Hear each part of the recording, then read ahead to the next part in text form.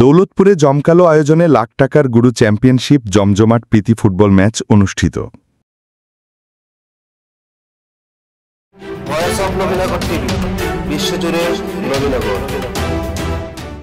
নিজস্ব প্রতিনিধির পাঠানো তথ্যে বিস্তারিত। ব্রাহ্মণবাড়িয়া নবীনগর উপজেলার কৃষ্ণনগর ইউনিয়নের দৌলতপুরে যুবকদের আয়োজনে দৌলতপুর মেম্বারবাড়ি ফুটবল মাঠে গত শুক্রবার বড় দল ও ছোট দলের মধ্যে জাঁকজমকপূর্ণ আয়োজনে প্রীতি ফুটবল ম্যাচ অনুষ্ঠিত হয়েছে। খেলার শুরুতে উভয় দলের খেলোয়াড় ও উপস্থিত সকলের কণ্ঠে উচ্চারিত হয় বাংলাদেশের জাতীয় সঙ্গীত।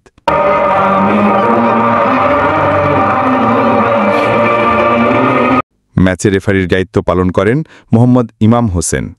এ সময় বড় দলের অধিনায়ক মনা মিয়া ও ছোট দলের অধিনায়ক মোহাম্মদ কাউসারের নেতৃত্বে উভয় দলের খেলোয়াড়রা মাঠে প্রবেশ করেন এবং অত্যন্ত সুশৃঙ্খলভাবে টানটান উত্তেজনাপূর্ণ খেলা উপহার দিয়ে দর্শকদের মন জয় করে নেন। প্রীতি ফুটবল ম্যাচে অতিথি হিসেবে উপস্থিত ছিলেন কৃষ্ণনগর ইউনিয়ন বিএনপির সাধারণ সম্পাদক নজরুল ইসলাম এবং আমাদের যুবকবৃন্দ, আসসালামু আলাইকুম। আজকে যে খেলাটা উদ্বোধন করেছে, অনেক কষ্ট করে যারা উদ্বোধন করেছেন তাদেরকে আমাদের বাংলা জাতীয়তাবাদের পক্ষ থেকে ধন্যবাদ জানাই। আর সবাই শৃঙ্খলভাবে সুন্দরভাবে খেলাটা উদ্বোধন হয় এই আশা ব্যক্ত করে আমি আমার বক্তব্য শেষ করছি। আসসালামু আলাইকুম।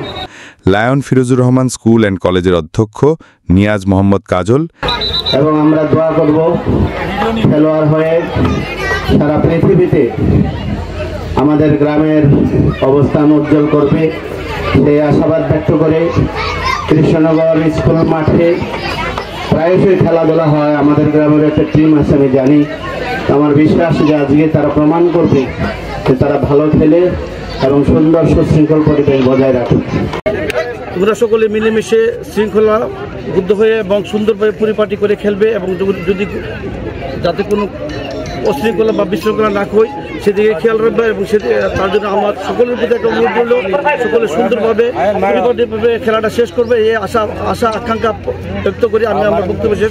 সাবেক মেম্বার মোহাম্মদ সিরাজ মিয়া, মেহেদি হাসান কালন, বিশিষ্ট সমাজসেবক রফিকুল ইসলাম শিশু মিয়া, মোশা মিয়া, জয়না মিয়া, নাসির মিয়া, আবু মিয়া, আব্দুল করিম মোল্লা, সাংবাদিক এম নুরুল আলম সরকার, জামিল মিয়া, ডাক্তার হাবিবুল্লাহ, আলাউদ্দিন, যুবনেতা জাহিদুল হাসান ইকবাল, আনোয়ার জাহিদ সুমন প্রমুখ।